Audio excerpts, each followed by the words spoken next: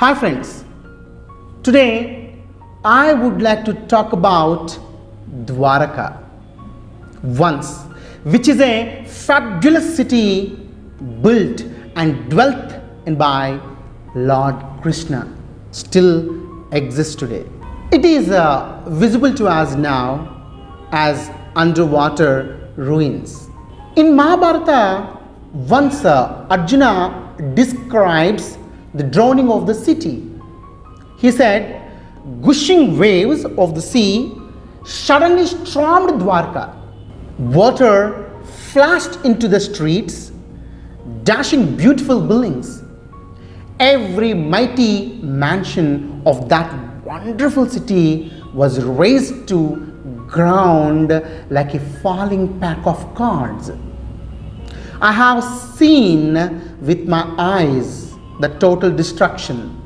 Today, Dwarka exists only in the name as a sweet memory in our minds. According to Vishnu Purana, after Sri Krishna's departure to the holy abode of Vaikuntha, the city decomposed. Then the domain of Kali Yuga began. We know that.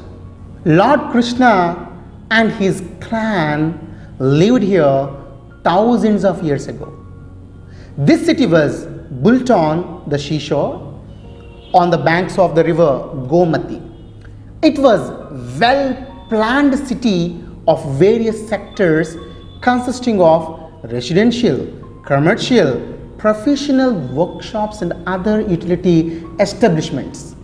The roads were very broad and the cities were in a web design.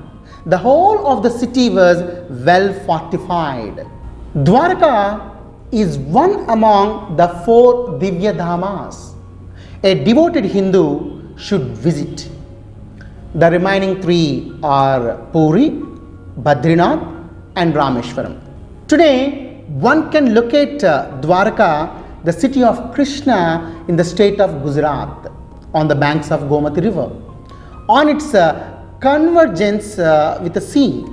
Undersea excavations conducted between the year 1983 and 1919 had brought forth various hidden facts into the light. The archaeologists had discovered an underwater city hidden deep in the sea from a distance of half a kilometer from the sea.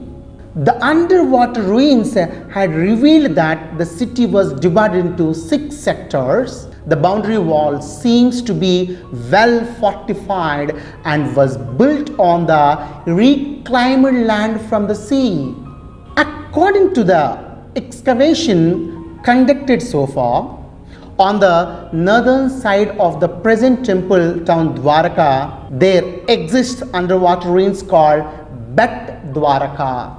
Archaeologists and historians had found many similarities between the present ruins of the underwater city and the city of Dwarka described in our epics. The reclaimed archaeological artifacts from the sea were subjected to carbon dating. Most of the leftovers were dated to be 10,000 years of age.